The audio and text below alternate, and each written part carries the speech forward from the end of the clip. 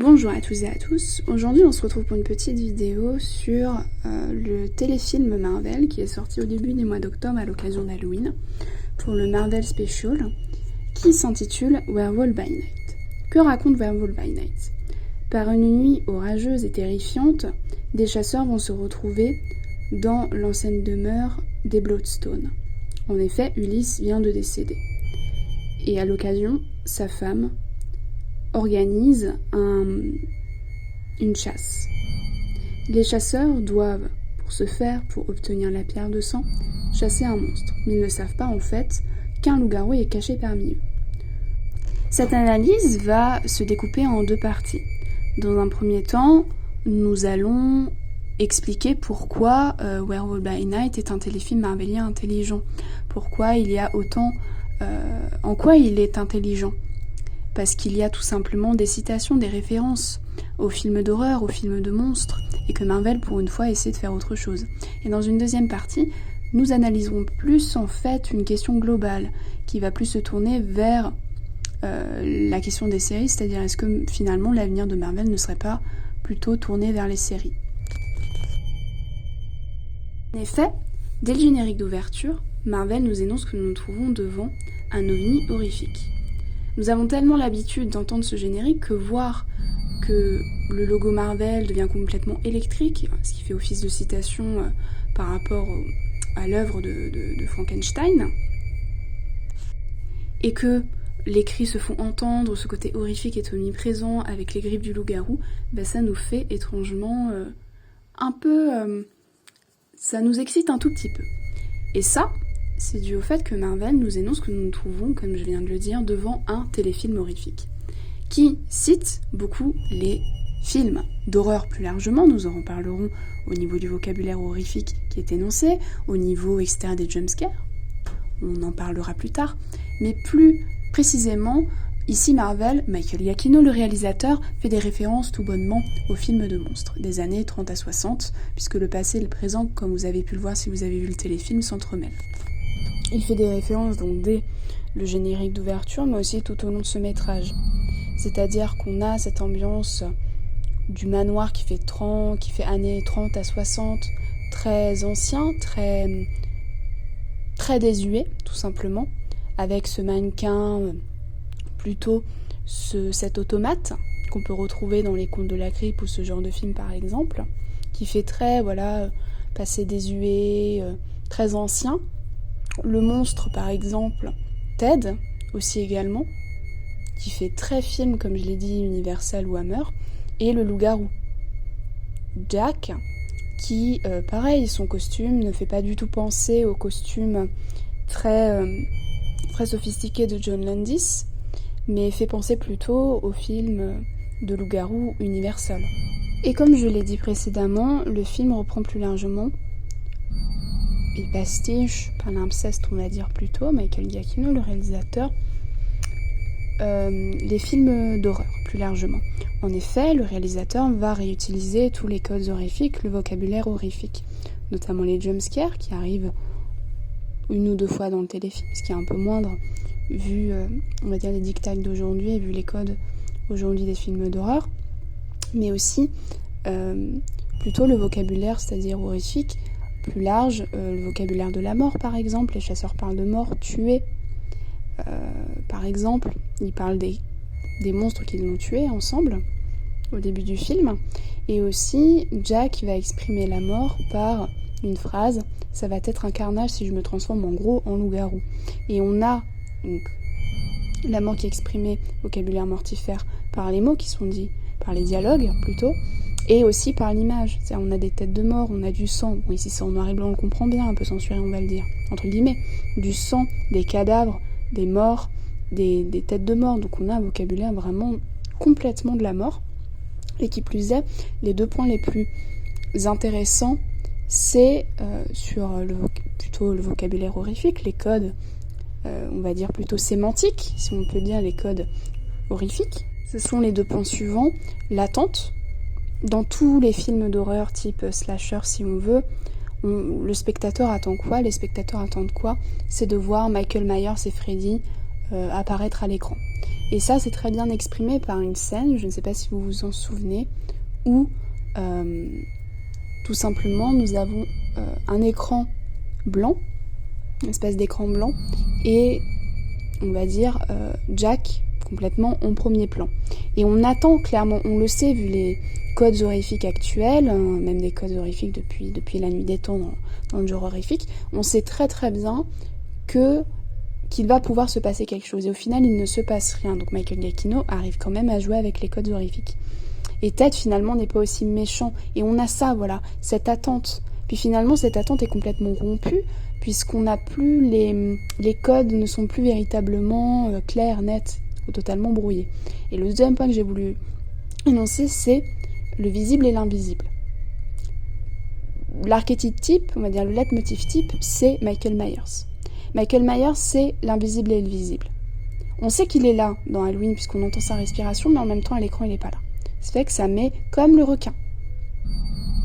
Il faut savoir que dans Jaws de Steven Spielberg, qui sont dit dans les années 70, la musique extradiégétique va exprimer la présence du requin. Mais des fois aussi, Spielberg va jouer sur cette idée-là. Michael Giacchino joue aussi sur cette idée de visible et d'invisible avec le loup-garou. Jack, notamment, quand il se transforme, on a une ombre projetée sur le mur. Je parlerai de l'expressionnisme après, sur l'idée du passé et du présent, on finira sur ce point. Et on a la réaction complètement ahurie d'Elsa. Là, on a visible, invisible. On ne sait pas à quoi il ressemble, puis après on va le montrer. Donc c'est tout cet aspect imaginaire, l'imagination, qui va venir en fait exprimer complètement ces codes horrifiques. En effet, les spectateurs vont s'imaginer le monstre, vont s'imaginer l'invisible, ce qui fait que, évidemment, comme dans l'exemple qu'on peut reprendre, c'est comme dans Les Dents de la Mer, c'est-à-dire que le requin n'est pas là, mais on se l'imagine, on imagine la menace qui redouble amplement notre effroi. Et les codes horrifiques sont aussi repris du passé désuet, je l'ai exprimé juste avant. C'est-à-dire que Michael Giacchino va utiliser aussi les codes horrifiques, mais les codes horrifiques qui appartenaient notamment au mouvement expressionniste, un mouvement qui est apparu notamment dans les années 20 en Allemagne, pour faire rapidement le topo. Puisqu'en fait, clairement, tous les jeux d'acteurs, que cela soit Jack, que cela soit l'espèce de mère, que cela soit, enfin c'est une mère, Elsa, etc., sont complètement exagérés. Les jeux sont complètement, oui, exagérés, ils relèvent plus de l'incarnation de l'émotion, puisque l'acteur expressionniste, en fait, ne jouait pas, vivait, clairement, incarnait une émotion par son corps, qui s'étendait, qui était complètement, comme je viens de le dire, une émotion, notamment le plus connu, c'était Conrad Veidt. Il y en avait d'autres, évidemment. Le film le plus connu, après l'expressionnisme, le mouvement est un débat conséquent à ce niveau. Qu'est-ce que l'expressionnisme ? Quand est-il apparu ? Mais ça, c'est pas le débat aujourd'hui. Avec le film Le cabinet de Dr Caligari, avec ses yeux complètement exorbités, je pense que vous connaissez cette scène. Et on a complètement aussi ces émotions-là complètement exagérées avec l'effroi total d'Elsa quand Jack se transforme en loup-garou.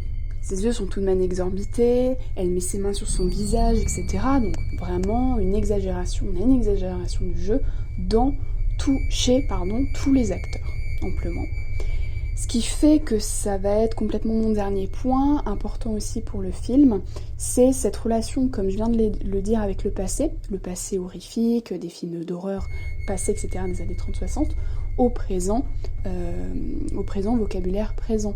Parce que j'ai énoncé l'attente et l'inattendu, l'invisible, le visible, et ça c'était déjà présent dans les films de John Carpenter, plutôt anciens, mais dans les nouveaux, on va dire type Insidious ou Conjuring, c'est beaucoup plus la musique très stridente qu'on retrouve dans le film, et surtout aussi les jumpscares qu'on retrouve également dans le film, et le gore à l'assaut par exemple. Bon là c'est pas aussi gore et aussi extravagant si je puis dire, mais on a cet aspect gore avec des mains coupées, avec notamment cette séquence complète en plan séquence, qui est d'ailleurs un vocabulaire très spécifique pour l'époque moderne, qui a été repris par Michael Giacchino.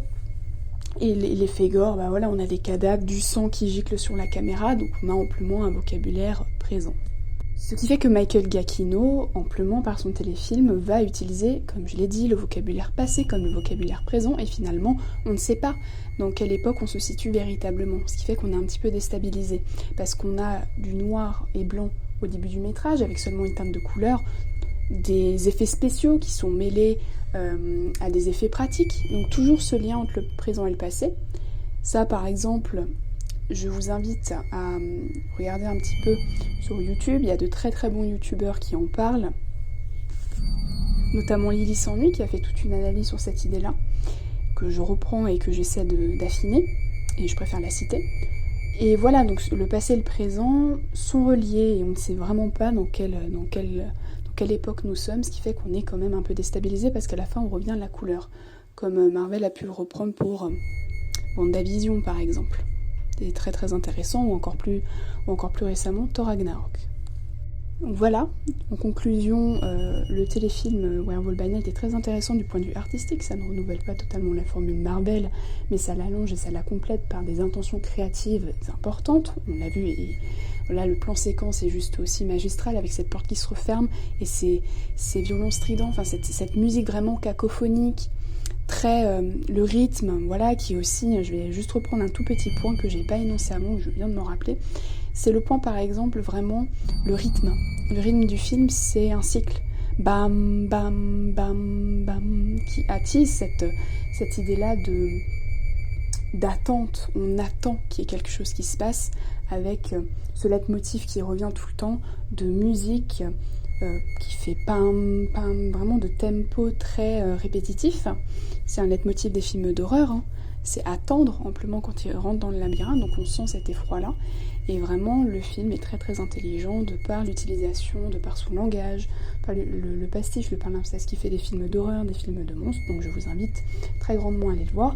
Et le dernier point pour conclure, c'est un deuxième point, une deuxième sous-partie, ou une deuxième partie si l'on veut. Je voudrais finir simplement par poser une question, qui est un peu ouverte, mais je vais y répondre quand même un peu. C'est est-ce que finalement Marvel, ça serait pas mieux amplement le format, puisqu'on sait très bien que le format est très sériel, hein, avec les phases 1, phase 2, ça équivaut à des saisons. Amplement, est-ce que l'avenir de Marvel n'est pas plutôt dans les séries? Et ben je voudrais dire oui, parce que finalement on voit très bien que le téléfilm Werewolf by Night, c'est un bon petit film, voilà, un bon petit téléfilm de 50 minutes, 1 heure, qui est vraiment très bien construit, et les Marvel Special vont permettre à des cinéastes comme Michael Giacchino qui vont faire leur preuve amplement, de s'exprimer artistiquement, et on l'a vu avec WandaVision, moins avec She-Hulk évidemment, et Loki, que les séries Marvel, avec les séries Marvel, on peut mieux développer les personnages. Et il y a plein de livres que je vous recommande de lire, les séries, etc. Vous tapez séries parce que j'ai plus les noms en tête, mais vous tapez séries sur la recherche Google, vous avez plein de livres, les séries contemporaines, les séries un peu moins contemporaines, l'histoire des séries. Très très intéressant de voir à quel point maintenant les séries sont devenues le langage cinématographique, c'est devenu complètement du cinéma. Et Marvel l'a bien compris, puisqu'avec les séries, on a une plus grande proximité, on a envie de connaître les personnages, on les suit sur plusieurs saisons. Et Marvel, de base, c'était le format qu'ils avaient choisi. Donc je vous la pose aussi si vous voulez répondre en commentaire, et moi je dirais oui, évidemment, mais ça dépend amplement de qui vous mettez sur le projet. Donc j'espère que cette vidéo vous a plu, on se retrouve bientôt pour une nouvelle vidéo. J'espère pouvoir poster la vidéo sur Brian De Palma, puisqu'on a parlé du pastiche et du palimpseste, et Brian De Palma est connu surtout comme étant un réalisateur de la citation, citation Hitchcockienne, mais on en reparlera plus tard si j'ai le temps amplement de mettre cette vidéo, et on parlera notamment de Pulsion, un très bon film que je vous recommande de voir. J'espère que cette vidéo vous a plu, je vous dis au revoir, bonne soirée ou bonne journée, et à bientôt